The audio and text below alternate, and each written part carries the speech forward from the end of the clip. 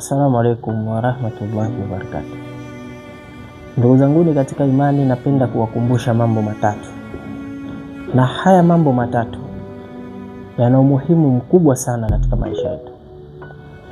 Jambo la kwanza, tuwe na habit au desturi ya kuwa na toleana salamu.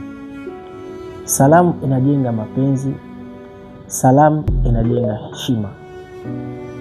Jambo la pili, tuwe na habit au desturi ya kuwa naomba msamaha pale ambapo tunapokuwa tunaudhiana, tunakirana na tunakoseana pia, kwa sababu msamaha unakuja kumkimbiza ibilisi pale ambapo ulikuwa umemkosea mtu akataka achukue maamuzi ambao labda yale maamuzi yanaweza kuja kuleta taharuki mbaya.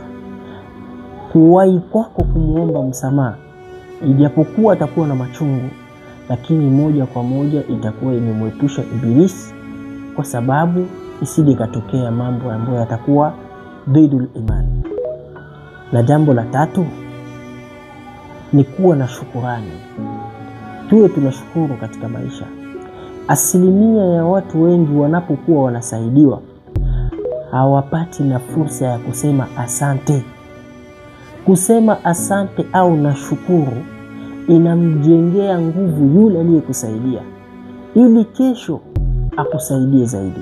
Lakini pale utakaposaidiwa, neno kusema asante katika mdomo unaona ni kazi, mwingine anaweza kujiuliza katika nafsi, huyo mtu unamsaidia na mimi kumsaidia kulikuwa sio lazima, lakini anapokea kitu kama cha kwake kutokuomba msamaha na inamkata mtu moyo, ukashindwa kusaidiwa siku nyingine. Ishi na haya mambo matatu, yatakusaidia katika maisha yako. Assalamu alaikum warahmatullahi wabarakatuh.